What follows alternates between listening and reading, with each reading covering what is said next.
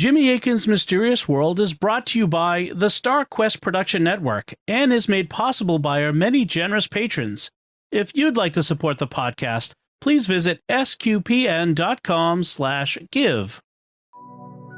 You're listening to episode 329 of Jimmy Akin's Mysterious World, where we look at mysteries from the twin perspectives of faith and reason. In this episode, we're talking about the Zodiac Killer and the crimes he committed. I'm Dom Bettinelli, and joining me today is Jimmy Akin. Hey, Jimmy. Howdy, Dom. Beginning in late 1968, a serial killer began terrorizing the San Francisco Bay Area. He called himself the Zodiac. In addition to killing people, he carried on an extensive correspondence with various newspapers and individuals. He sent taunting letters and cards that dared the police to catch him.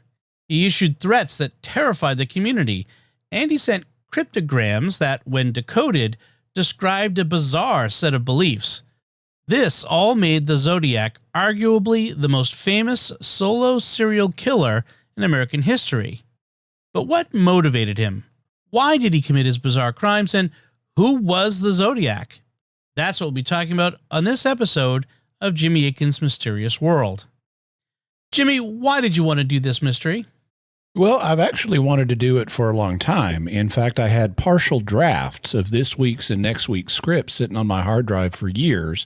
When I pulled them out to finish them up, I realized how old they were. They date from 2021, and they're so old that they were written well before we hit episode 200, because I'd put 200 on them as a temporary number that I'd change later when I assigned them to a specific slot. So 200 was viewed at the time as being a far-off future number that we weren't even close to hitting yet. Today I use 900 as a temporary number on scripts that are in development. I also can tell from cues in the scripts that we hadn't yet made the jump to doing video. At the time on YouTube, we were just playing the audio version of the podcast with a static image over it. And I think we made the jump to video something like around episode 54 or something like that. So these would have been written before that.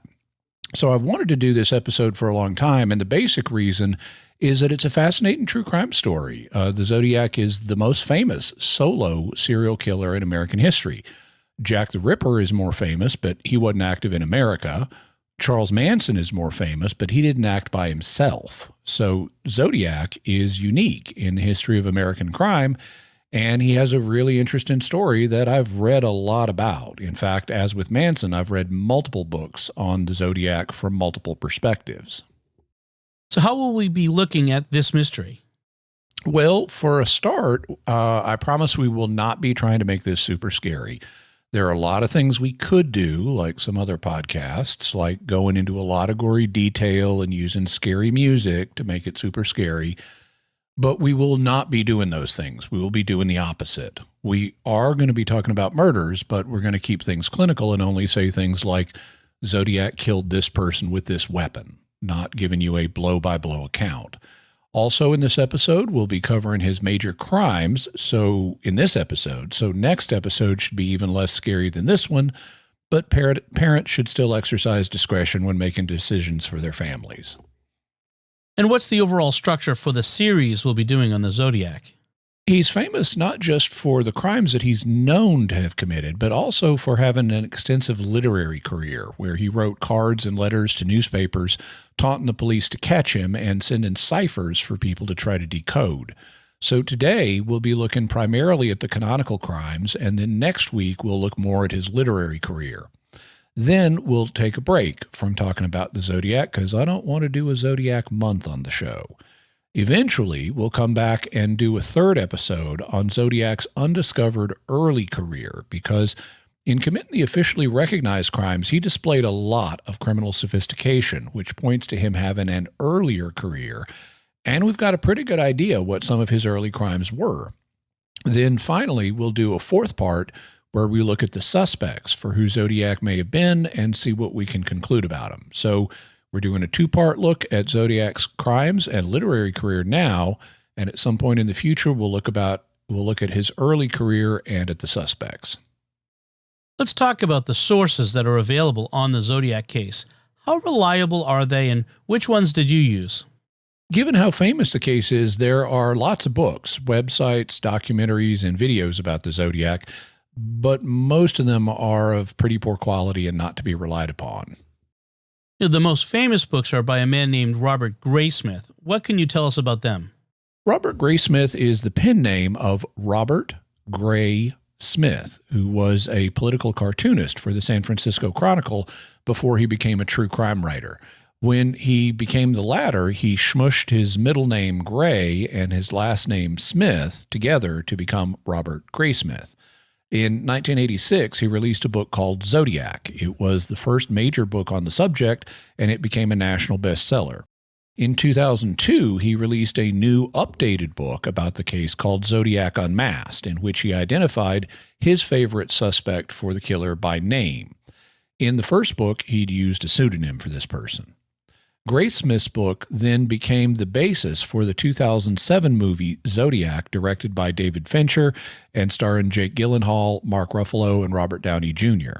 It's a well-made movie, but like any movie, it's fictionalized. So 2007 Zodiac movie should not be relied upon as a factual source.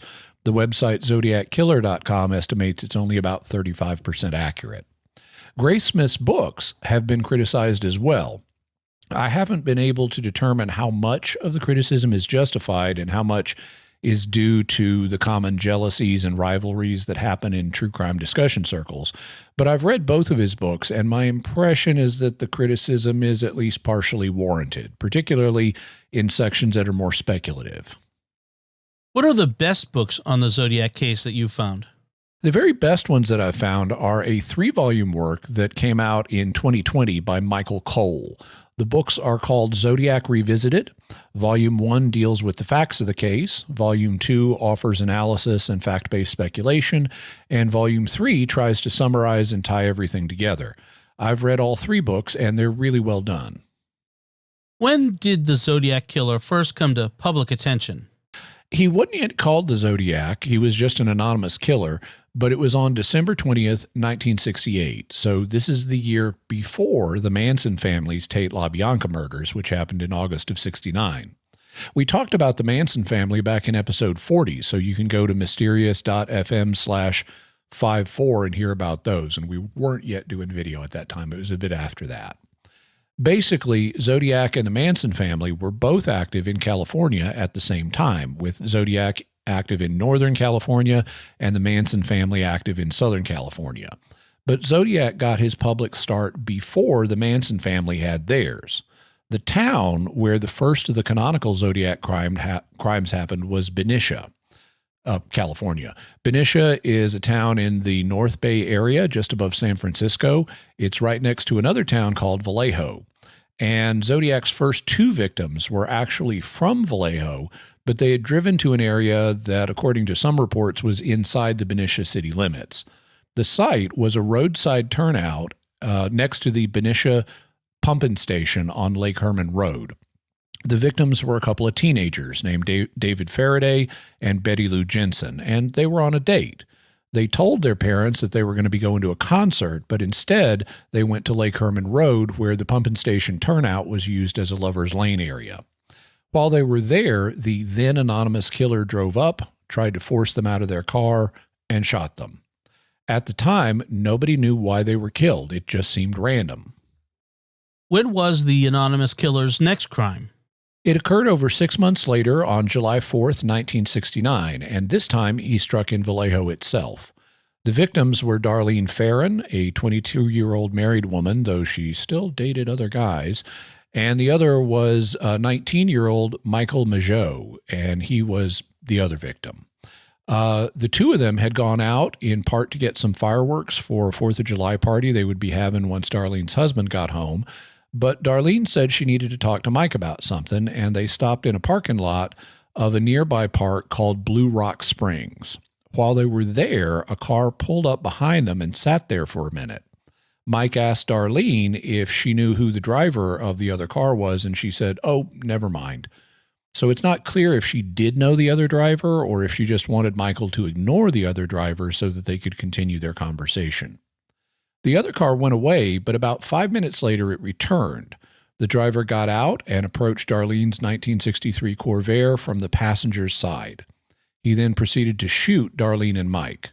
Darlene would die, but Mike would survive, which is how we know all this. Mike is still alive today. After committing the crime, the killer went to a payphone less than a mile from the Vallejo police station where he placed a call to the police switchboard operator. I want to report a double murder. If you go 1 mile east on Columbus Parkway to the public park, you will find the kids in a brown car. They were shot with a 9mm Luger.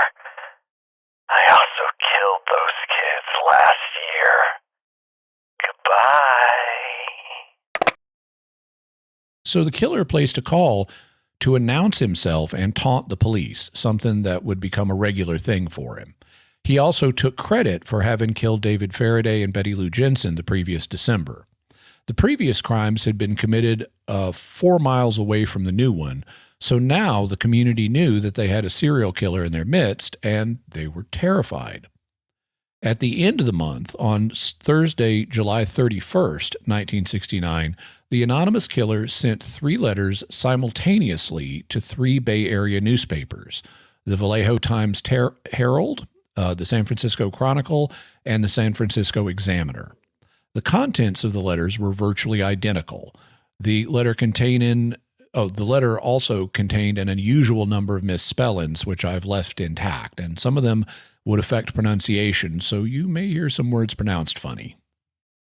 Dear Editor, this is the murderer of the 2 teenagers last Christmas at Lake Herman, plus the girl on the 4th of July near the golf course in Vallejo. To prove I killed them, I shall state some facts which only I, plus the police, know. Christmas. 1. Brand name of ammo, Super X. 2. 10 shots were fired. 3. The boy was on his back with his feet to the car. 4. The girl was on her right side, feet to the west. 4th July. 1. Girl was wearing patterned slacks. 2. The boy was also shot in the knee. 3. Brand name of ammo was Western. Here is part of a cipher. The other 2 parts of this cipher are being mailed to the editors of the Vallejo Times plus SF Examiner. I want you to print this cipher on the front page of your paper. In this cipher is my identity. If you do not print this cipher by the afternoon of Friday, 1st of Aug, 69, I will go on a kill rampage Friday night. I will cruise around all weekend, killing lone people in the night, then move on to kill again, until I end up with 12 people over the weekend. At the bottom of the letter was a strange symbol, which was basically a circle with a plus sign superimposed over it. It looked kinda, but not exactly like the targeted pattern that you see looking down a rifle scope. This circle plus targeting pattern is known as a reticule, and it is similar to the killer's symbol. This was the first time that the killer had used this symbol, and he had not yet given himself a name. What about the cipher he included? This was indeed in 3 parts, and each newspaper got 1 part of it. The cipher contained familiar letters from the alphabet, but it also contained backwards and upside down letters and unusual geometrical symbols. We'll have a picture of it in this episode's artwork so you can see the kinds of symbols for yourself. When put together, the 3 parts of the cryptogram were 408 characters in length, so it's called the Zodiac 408 or Z408 cryptogram. These characters were lined up in neat, even columns, and when it was decoded, it again contained numerous misspellings and said, I like killing people because it is so much fun. It is more fun than killing wild game in the forest because man is the most dangerous animal of all. To kill something gives me the most thrilling experience. It's even better than getting your rocks off with a girl. The best part of it is that when I die, I will be reborn in paradise, and all that I have killed will become my slaves. I will not give you my name because you will try to slow down or stop my collecting of slaves for my afterlife. At the end of this was a meaningless string of letters. Since the killer had said that the cryptogram would contain his identity, meaning his identity, some thought these meaningless letters might be a second embedded code that contained his name. However, it's more likely that they were just included to fill up the end of the message so that it would line up in neat, even columns and you wouldn't know where the actual end of the message was unless you successfully decoded it. It's also been suggested that the killer was having a bit of a joke here. By describing his motives, he did tell his identity as a killer in the sense of what motivated him, but he wouldn't reveal his name as it would slow down or stop his collecting of slaves for the afterlife. When was the 408 code cracked? Quite quickly. The newspapers didn't all publish the cipher immediately. They didn't publish it on their front pages, and the anonymous killer failed to go on the kill rampage that he threatened. But the complete code was finally published on August 3rd, 3 days after it was received, and people all over the Bay Area started working on it. The couple that was successful lived in Salinas, California. They consisted of a high school teacher named Donald Hardin and his wife, Betty. They worked on it off and on for about 20 hours. In his book, Sighting In on the Zodiac Killer, author Drew Beeson explains, operating under the hunch that the author was egotistical, they determined that the first letter in the cipher would be I, so Don plugged in I all the way through.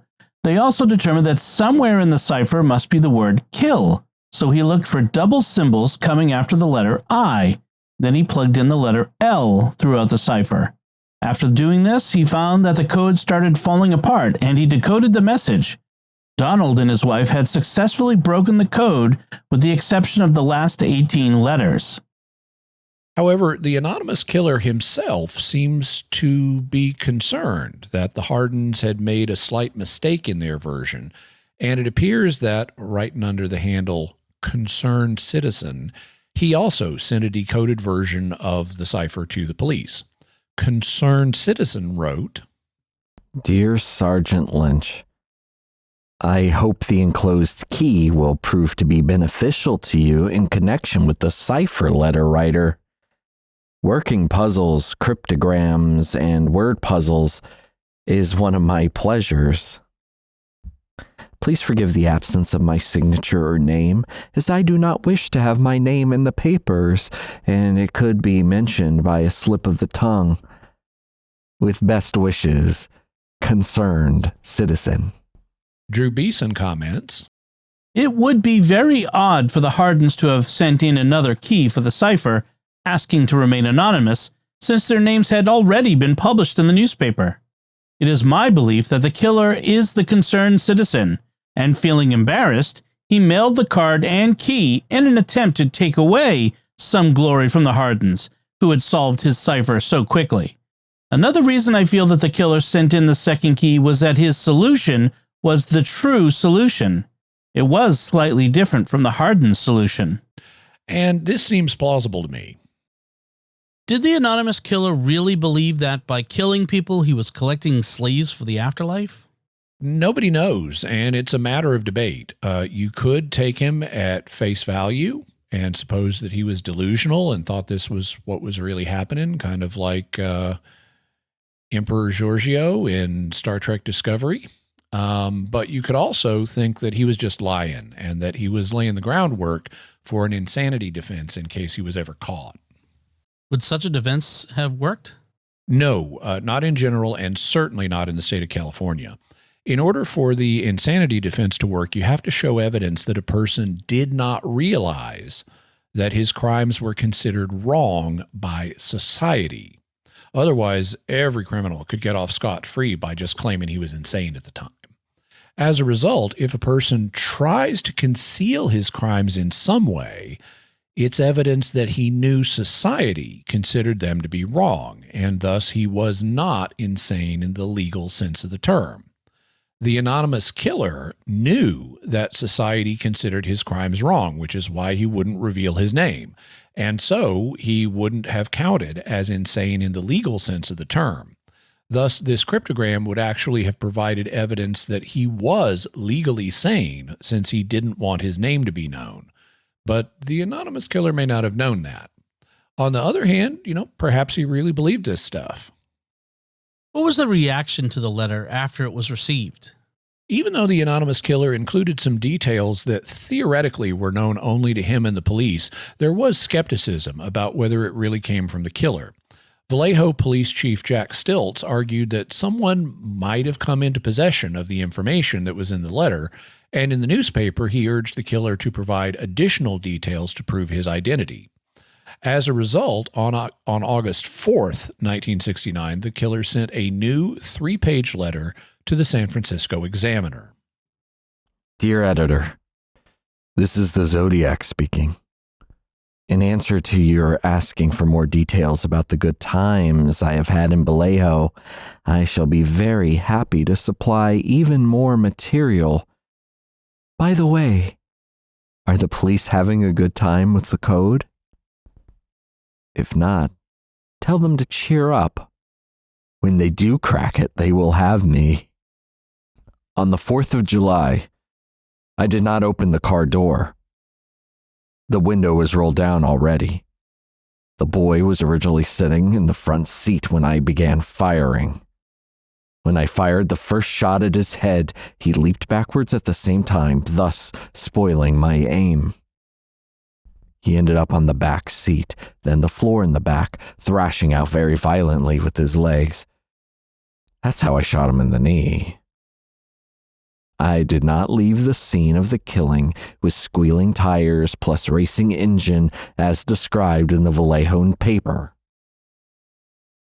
I drove away quite slowly so as not to draw attention to my car. The man who told the police that my car was brown was a Negro, about 40-45, rather shabbily dressed. I was at this phone booth having some fun with the Vallejo cops when he was walking by.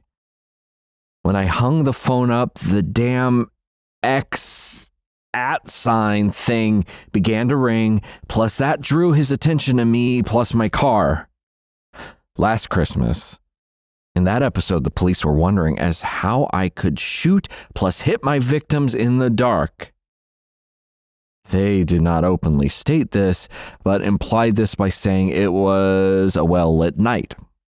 Plus, I could see the silhouettes on the horizon. Bull.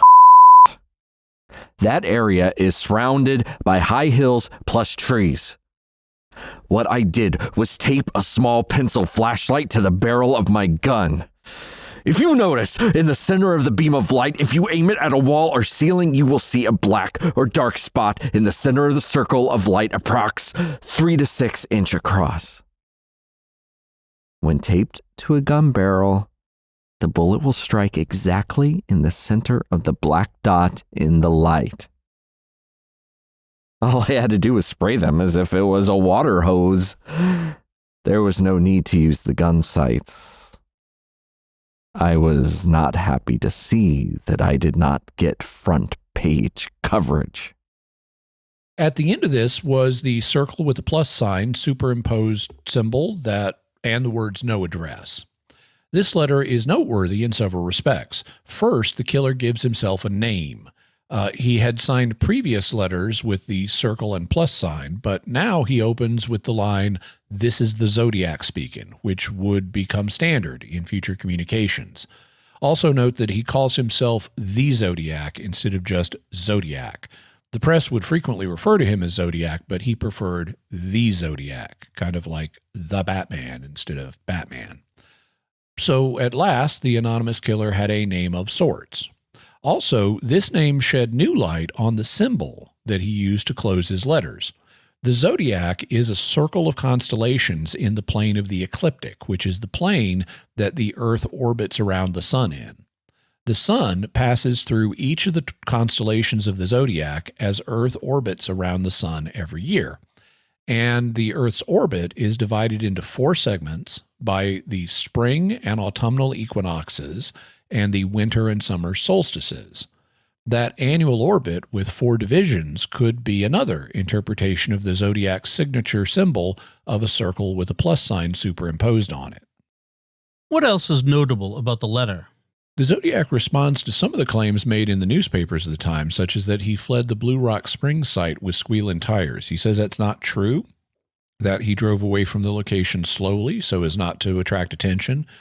Also, he says he used a specially modified gun with a pencil flashlight taped to the barrel so that he only had to point it towards the victims and fire without having to aim carefully, since the center of the flashlight beam showed him where the bullet would go. He also revealed something that happened after his phone call to the Vallejo police that had not been previously known. After he hung up the phone, the police switchboard operator had called the number back, causing the public payphone to ring, and they knew that part. But what they didn't know is that this attracted the attention of a black man who saw Zodiac at the phone booth. That meant that there was an additional witness who saw him. Unfortunately, this witness was never found, and so it didn't result in any promising leads. Finally, the Zodiac wasn't happy that he hadn't been receiving front page coverage in the newspapers. This shows how invested he was and how hungry he was for front page coverage. The same thing is also revealed by the fact he was closely following the coverage in the local papers and wanted to respond to claims made about him, like that he had driven away with squealing tires. He was obsessed with the press coverage about him, which is why he wrote back just one day after the full cipher had been published and Chief Stilts had asked him to provide further information. Now, before we continue on, we want to stop here and take a moment to thank our patrons who make this show possible, including Dr. P, Craig H, John Z, Jeff F, and Danielle H. Their generous donations at sqpn.com/give make it possible for us to continue Jimmy Akin's Mysterious World and all the shows at StarQuest, and you can join them by visiting sqpn.com/give. Jimmy Akin's Mysterious World is also brought to you by DeliverContacts.com, offering top brand contact lenses at always low prices with free delivery. Visit DeliverContacts.com. And by Great Lakes Customs Law, helping importers and individuals with seizures, penalties, and compliance with U.S. Customs matters throughout the United States. Visit GreatLakesCustomsLaw.com.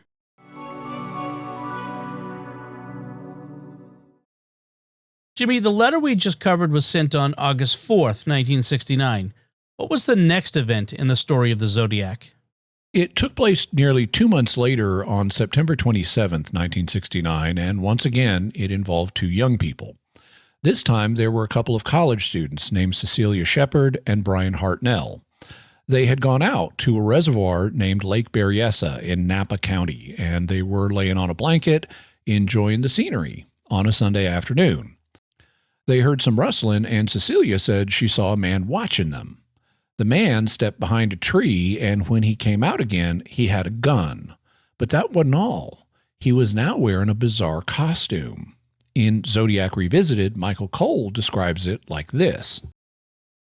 His head was completely covered with an executioner-style hood.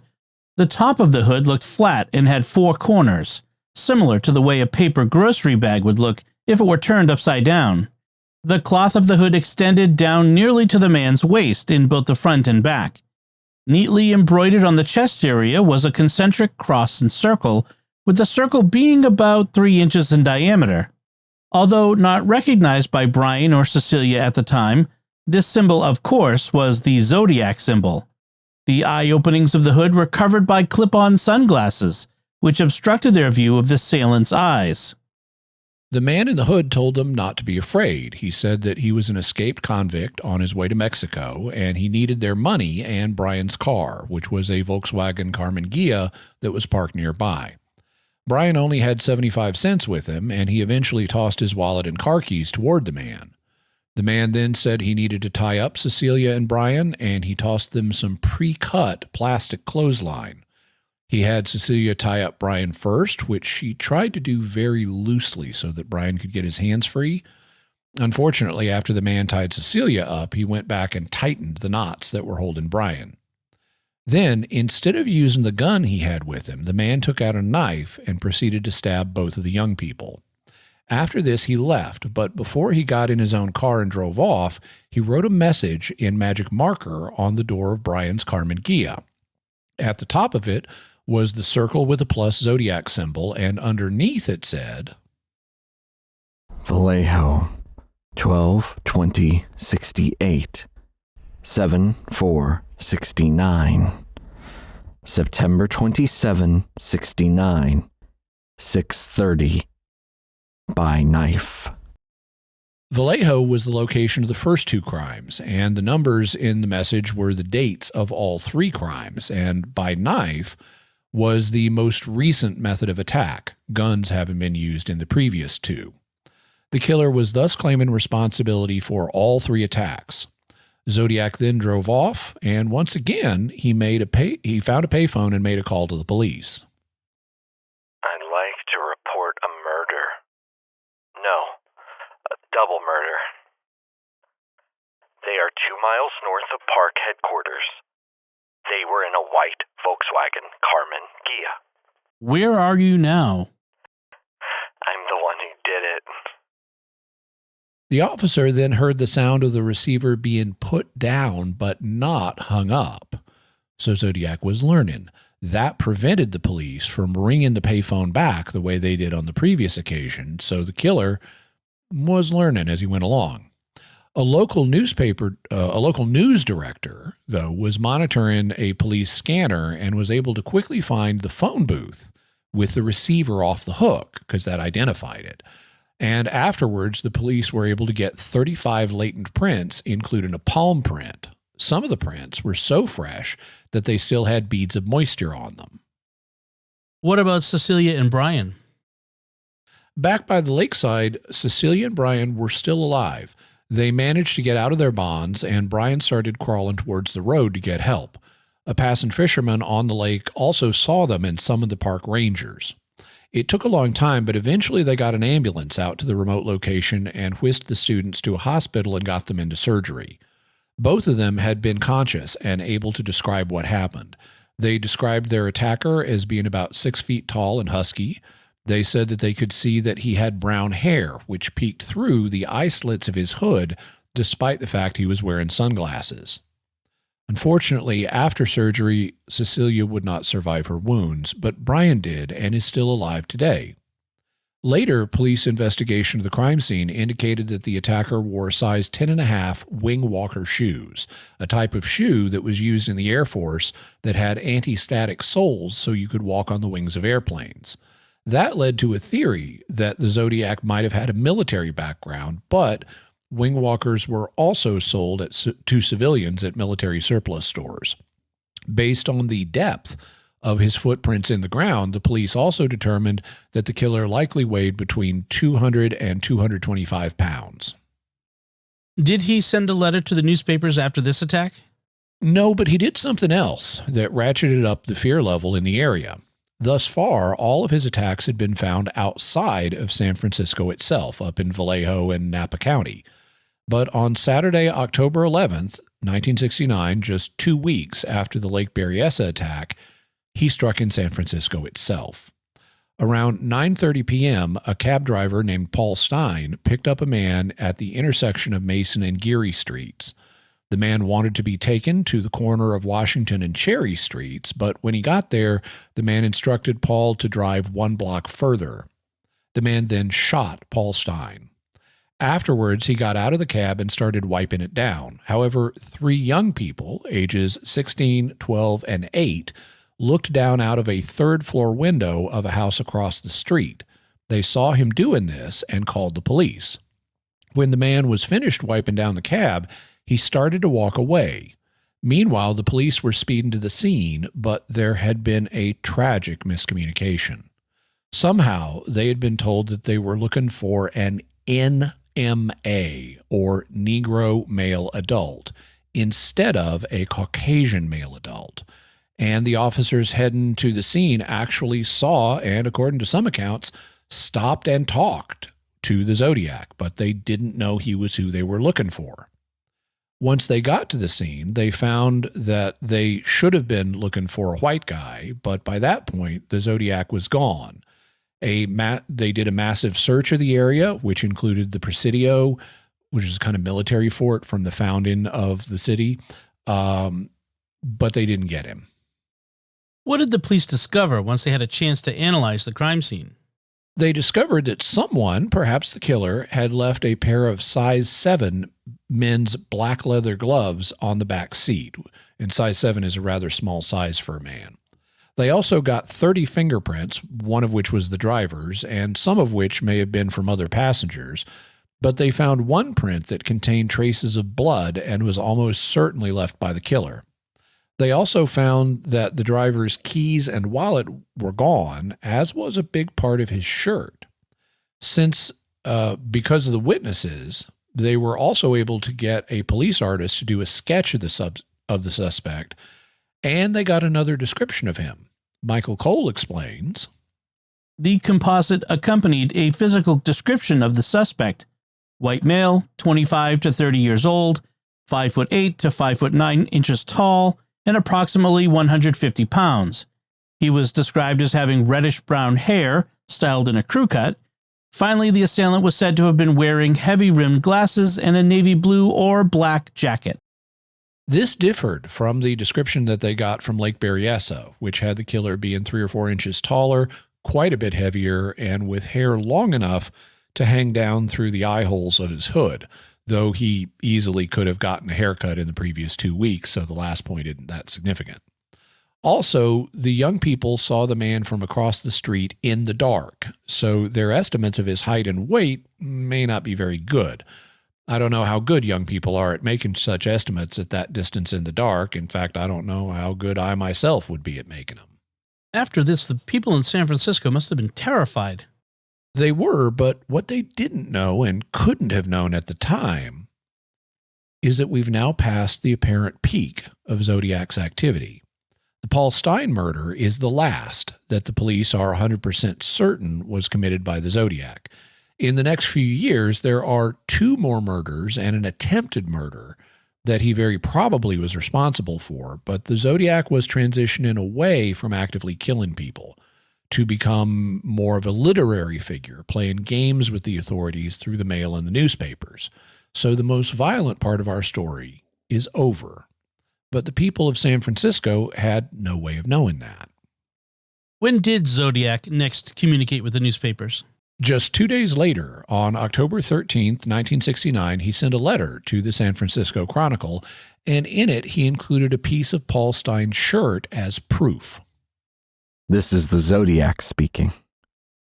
I am the murderer of the taxi driver over by Washington Street plus Maple Street last night. To prove this, here is a blood-stained piece of his shirt. I'm the same man who did in the people in the North Bay area. The SF police could have caught me last night if they had searched the park properly, instead of holding road races with their motorcycles, seeing who could make the most noise. The car drivers should have just parked their cars, plus sat there quietly, waiting for me to come out of cover. School children make good targets. I think I shall wipe out a school bus some morning. Just shoot out the front tire, plus then pick off the kiddies as they come bouncing out. Zodiac never did that, but the threat had to be taken seriously, and the city of San Francisco and officials of the 5 Bay Area counties immediately took dramatic steps to protect school buses. At this point in our story, something really strange happened. On October 21st, 11 days after the Stine attack, An unknown man placed 2 calls to the Oakland Police Department claiming to be the Zodiac. What did he have to say? He said he wanted to discuss the possibility of his surrendering. He wanted the famous Boston defense attorney, F. Lee Bailey, to appear on a local call-in TV show called AM San Francisco, and he would call in to discuss surrendering. If they couldn't get F. Lee Bailey, he'd also accept Melvin Bell, who was a very famous San Francisco defense attorney, as well as the man who played the friendly angel Gorgon in the infamously awful 1968 Star Trek episode And the Children Shall Lead. It turned out they couldn't get Bailey, but they did get Belly. A man who called himself Sam did call in and speak to Belly, and here's part of that exchange. Notice how, as a lawyer, Belly starts asking Sam about factors that could potentially exculpate him, like whether he ever fell out of a tree and thus might have injured his head. That's Jim. Jim said, well, maybe he's afraid of being beaten up or something like that. Now, what can I say? Well, why don't we just ask Sam to tell us a little bit more about what he's feeling right now? Tell us about your feelings, Sam. Just tell us anything you want to. And then we'll come back and I'll give you a specific answer to this question that you're going to the gas chamber. Stay with us so I can answer that for you. But will you attend on Jim just a minute and tell him what you're feeling or talk to us? Just tell us what's going on inside you right now, Sam, please. I have headache. All right. How long have you had those headaches, Sam? In a long time? Since I killed a kid. What? Was it before December that you had the headaches? Yes. Were you in service that you might have had an injury in service? Did you ever fall out of a tree or downstairs? Were you ever unconscious? I don't know. It doesn't remember. Does aspirin do you any good? No. Doesn't do any good. Sam, That stuff never did me any good either when I had headaches. Sam, let me ask you a question. Did you attempt to call this program one other time when Mr. Belli was with us? And you couldn't? Did you try to call us one other time about 2 or 3 weeks ago when Mel Belli was with us? Yes. And you couldn't get through? Couldn't get through. The phones were tied up. Was that it? Yes. Sam, let me ask you this. There's some reason why you go to a particular doctor or a particular priest, and some reason why apparently you wanted to talk to me or Lee. Is it that you feel that we have compassion for people who get in trouble? Or is it you feel that we can do something for you?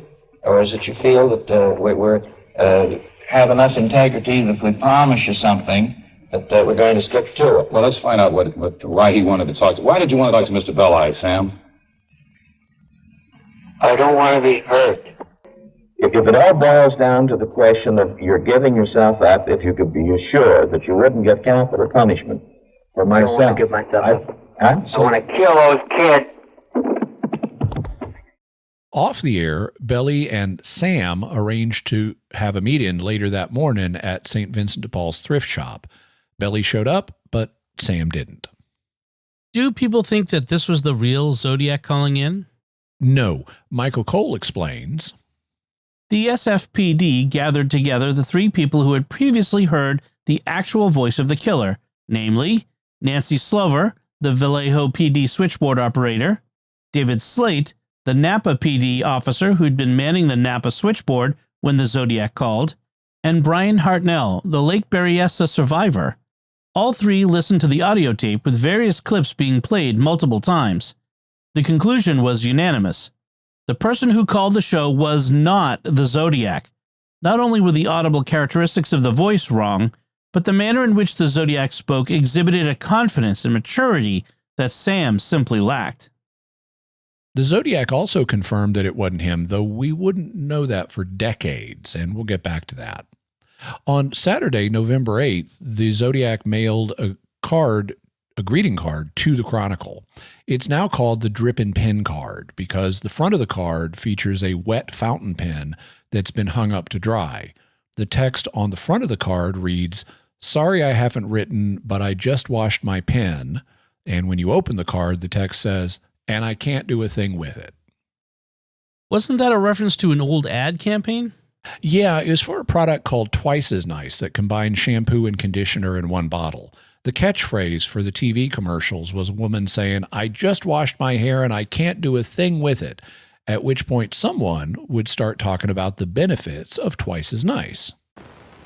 We are going. We're not. We are going. We're not. Why not? I just washed my hair and I can't do a thing with it. Now you can do a thing with your hair. New Twice as Nice shampoo from Lever Brothers. It's shampoo and conditioner in one. Look, we washed half this girl's hair with plain shampoo, the other half with Twice as Nice. Plain shampoo can leave it snarly, hard to comb. Not Twice as Nice. Plain shampoo can leave it frizzy, hard to manage. Not Twice as Nice. I just washed my hair and I can do a thing with it. Now you can do a thing with your hair. New Twice as Nice shampoo and conditioner in one. The commercial was all over the airwaves at the time. I even remember it from when I was growing up in the early 1970s. So somebody at a greeting card company decided to riff on it by making a greeting card that said, "Sorry, I haven't written, but I just washed my pen and I can't do a thing with it." Not much of a joke, but then the Zodiac had a thing for not really funny jokes, which actually seems to be what you get on most supposedly funny greeting cards. They're just not that funny. In any event, the Zodiac bought and sent the card, and inside the card he wrote, This is the Zodiac speaking. I thought you would need a good laugh before you hear the bad news. You won't get the news for a while yet. P.S. Could you print this new cipher on your front page? I get awfully lonely when I am ignored. So lonely I could do my thing. The Zodiac also included a new cipher. This one was 340 characters long, so it's called the Zodiac 340 or Z340 cipher. It remained uncracked until December of 2020, 51 years later. One of the reasons for that was that when he was putting it together, Zodiac made a mistake in the code that threw off the cipher, meaning that it couldn't be fully decoded without figuring out and correcting what Zodiac did wrong. When the message was finally read, it said, I hope you're having lots of fun trying to catch me. That wasn't me on the TV show. Which brings up a point about me. I am not afraid of the gas chamber because it will send me to paradise all the sooner. Because I now have enough slaves to work for me, where everyone else has nothing when they reach paradise, so they are afraid of death. I'm not afraid, because I know that my new life will be an easy one in paradise, death. So Zodiac confirmed that it wasn't him on the TV show with Melvin Bell. And he went on to ramble about his slaves in paradise and how he's not afraid of death, though we'd have to wait another 51 years to hear that. Oh, and by the way, they did eventually figure out who it was that had called Belly on the TV show. Apparently, it was a mental patient named Eric Weil, who they caught because he became obsessed with Belly and repeatedly called his home. Zodiac mailed his next letter almost immediately after the dripping pen card, and this one was much longer. What can you tell us about it? He mailed it the very next day on November 9th, 1969, and it was again sent to the Chronicle. It's known as the Bus Bomb Letter, and it is quite lengthy but also informative. It said, This is the Zodiac speaking. Up to the end of October, I have killed 7 people. I have grown rather angry with the police for their telling lies about me. So I shall change the collecting of slaves. I shall no longer announce to anyone. When I commit my murders, they shall look like routine robberies, killings of anger, and a few fake accidents, etc. The police shall never catch me because I have been too clever for them. 1. I look like the description passed out only when I do my thing. The rest of the time, I look entirely different. I shall not tell you what my disguise consists of when I kill. I shall not tell you what my disguise consists of when I kill. 2. As of yet, I have left no fingerprints behind me, contrary to what the police say. In my killings, I wear transparent fingertip guards.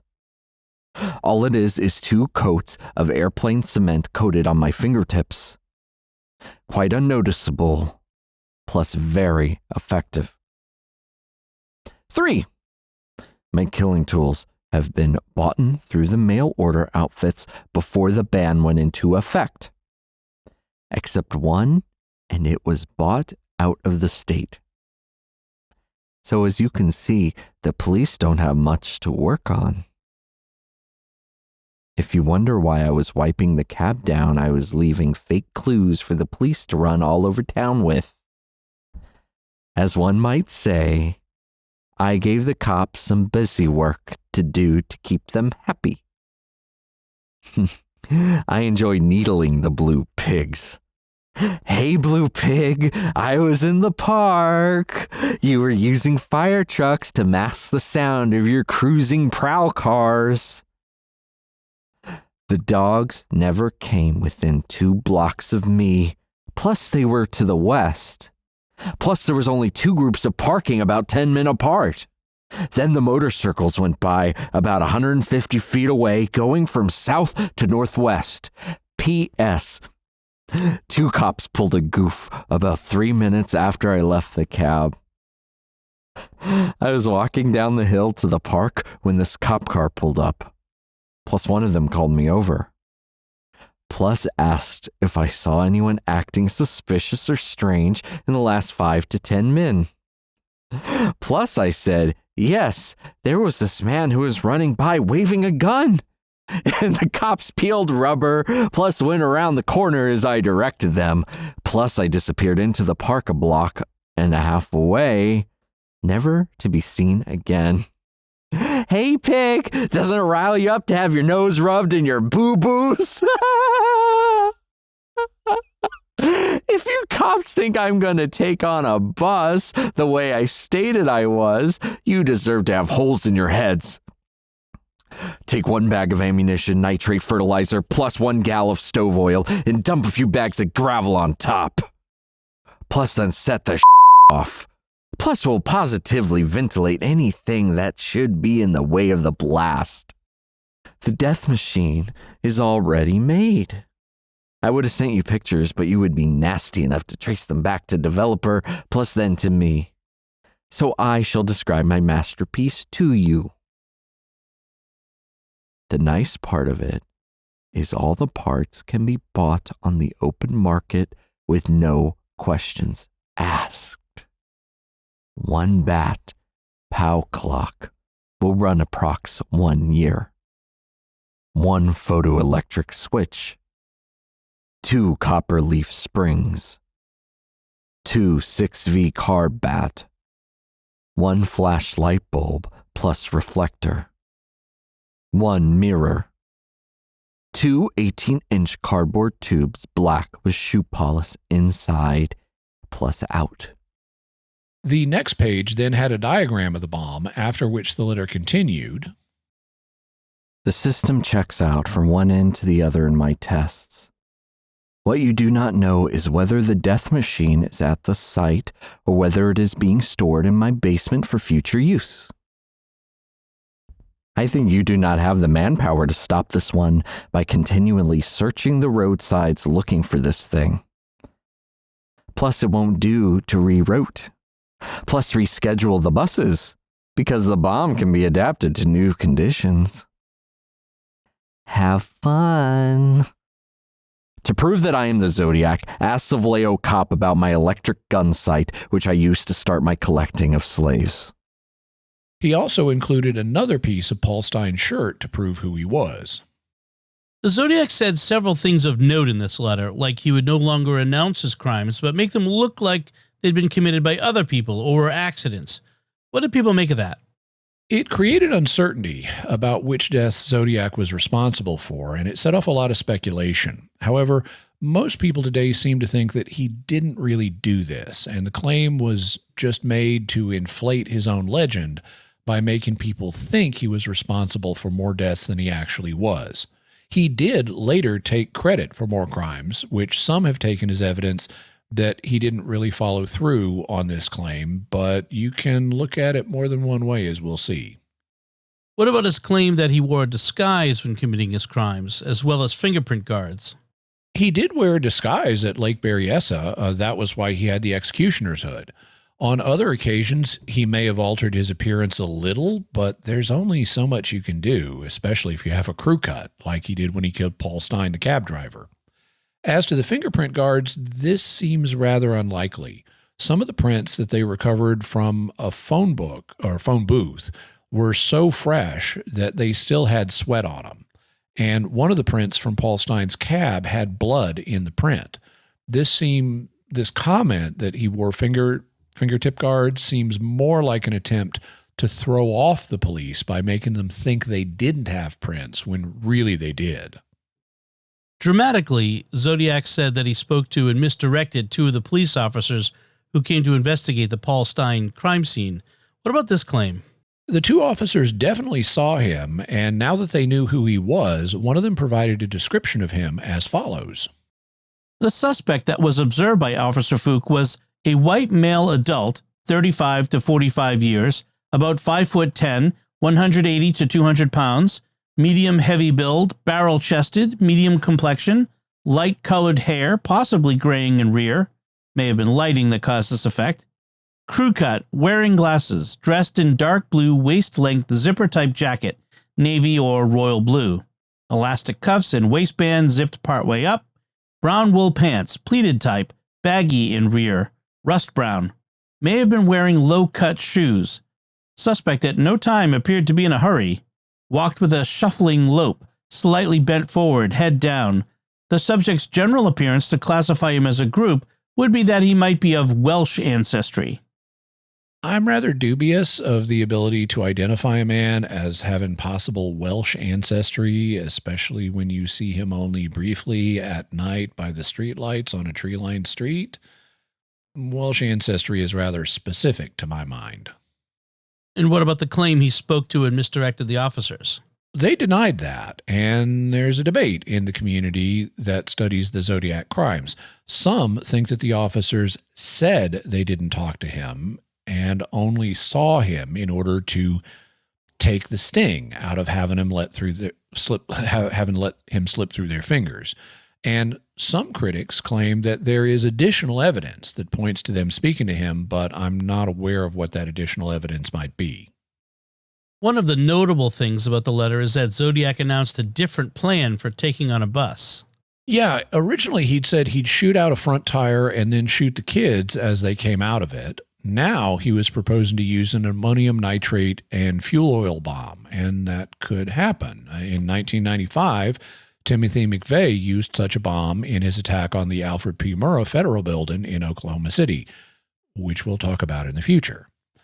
And so people took this threat seriously, though people have pointed out that his design for the bomb isn't that great. And in a later letter, Zodiac would describe a new and improved version of the bomb. We're now coming up on the 1-year anniversary of the Zodiac's first killings, David Faraday and Betty Lou Jensen. Did he do anything to commemorate this? He did. On December 20th, 1969, 1 year to the day after the first crime, he sent a letter to Melvin Bell. He sent this letter to Melvin Bell's home address, and on the envelope that contained the letter, the numbers of Bell's home address seem to have been written in the same style, the same font, if you will, that they appeared on Bell's house, which suggests that Zodiac had seen the outside of Bell's house and seen him with his own eyes, which is rather creepy. Now, just because Sam, the man who called the TV show, didn't turn out to be the Zodiac, that doesn't mean that Zodiac wasn't the one who had requested that Belly come on the show. It could be that the real Zodiac tried to call the show but couldn't get through because Sam was hogging the line. In any event, the letter he sent to Melvin Belly could be evidence that the killer really did want to speak with Belly and want help.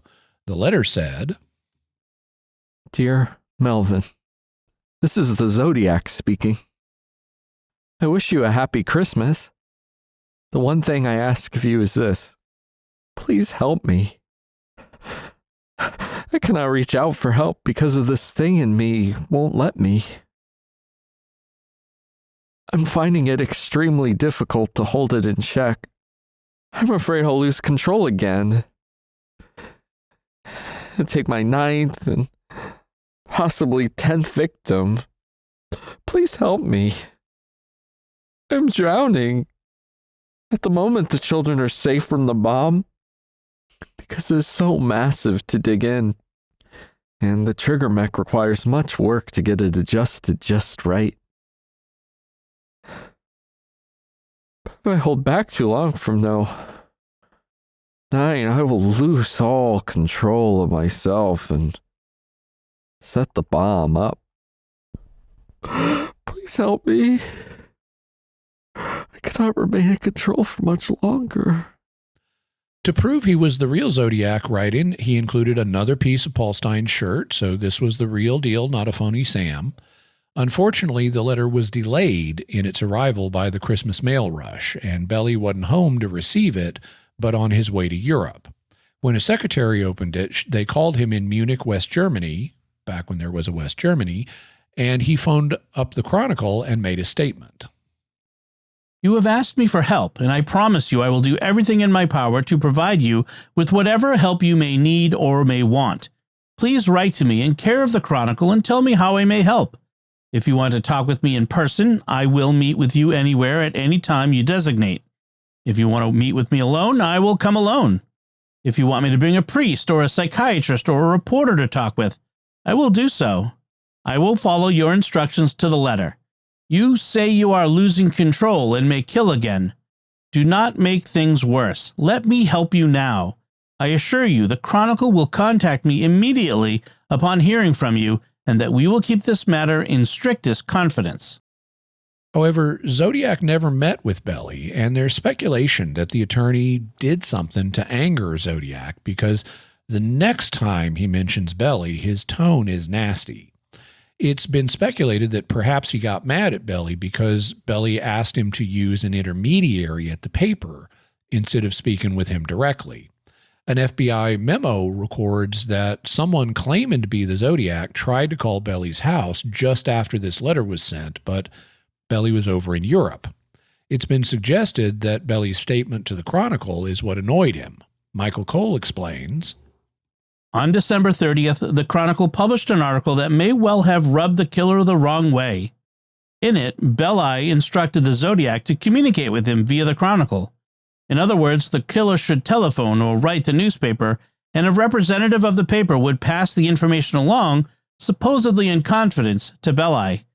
Given that the killer had written Belli personally, phoned his residence, and possibly even visited the lawyer's home, the killer may have interpreted Belli's instruction to funnel communication through the Chronicle as a slight, a step backward that diminished the value of what the killer perceived to be an existing relationship.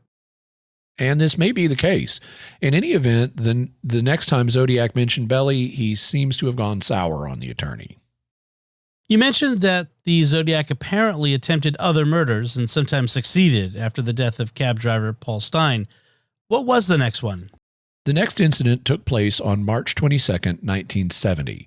A woman named Kathleen Johns was driving up to visit her mother from Southern California, and she was passing through Modesto, about 90 minutes east of San Francisco. Kathleen was a young mother. She had her infant daughter with her in the car, and she was also 7 months pregnant with her second child. At about 11 p.m., she noticed a car behind her. The driver was honking his horn and flashing his lights, trying to get her to pull over. At first, she didn't, but eventually she did, since she was driving an old car and thought the other driver might be trying to warn her of a mechanical problem. When she stopped, the driver got out, came up to her window, and said that her back wheel was wobbly. He offered to fix it for her. Over the next few minutes, he adjusted the lug nuts on her wheel, and she went back to driving. But something was seriously wrong with the car now. And when Kathleen investigated, she discovered that her wheel was dangerously loose with only 2 of the 5 lug nuts still on it. The other driver was still nearby, and he backed up and offered to drive her to an Arco gas station up ahead. She got her daughter, and they started driving to the station. Only the man didn't take her to the station. He kept going. In fact, he kept driving for nearly 2 hours and started taking them down back roads. At one point, he said, "You know you're going to die. You know I'm going to kill you." And that's our cliffhanger for this episode. Hold on, folks. We'll be back next week with the rest of it. But until then, Jimmy, what further resources can we provide to the viewers and listeners? We'll have links to all 3 of Michael Cole's books, Zodiac Revisited, Volumes 1, 2, and 3. Also, Robert Graysmith's book, Zodiac, and his book, Zodiac Unmasked. Drew Beeson's book, Sighting In on the Zodiac Killer. A link to the 2007 Zodiac film, and a documentary. This is the Zodiac speaking, as well as general information about Zodiac. We'll have a link to ZodiacKiller.com, one of the major websites on the case. Also a timeline from history.com, and a video about the cracking of the 340 cipher. All right. And now it's time to hear from you. What are your theories about the Zodiac Killer? Let us know by visiting sqpn.com or the Jimmy Akin's Mysterious World Facebook page, sending us an email to feedback@mysterious.fm, sending a tweet to @mys_world, visiting the StarQuest Discord community at sqpn.com/discord, or calling our mysterious feedback line at 619-738-4515. That's 619-738-4515. Special thanks to Oasis Studio 7 for the video and animation work on this episode. Be sure, if you haven't yet checked it out, to check out the video version of the podcast at my YouTube channel, youtube.com/Jimmy Akin. And while you're there, help me grow the channel if you would. Like, comment, and share the video. And be sure and subscribe and hit the bell notification so you're notified whenever I have a video. Thank you so much. I also want to thank Rob Mady for his voiceover work on this episode. And Jimmy, what's our next episode going to be about? Next week, we're going to be looking at the many messages that the Zodiac Killer went on to send to newspapers and the bizarre things he said and did in them. Folks, be sure to check out the Mysterious World bookstore at mysteriousworldstore.com for links to all the books and videos that Jimmy mentions in the show. Get your very own Mysterious World t-shirt, mug, and more in our merchandise shop at sqpn.com/merch. You can find links to Jimmy's resources from our discussion on our show notes at mysterious.fm/329. And remember, to help us continue to produce the podcast, please visit sqpn.com/give. Jimmy Akin's Mysterious World is also brought to you in part by The Grady Group, a Catholic company bringing financial clarity to their clients across the United States, using safe money options to produce reasonable rates of return for their clients. Learn more at GradyGroupInc.com.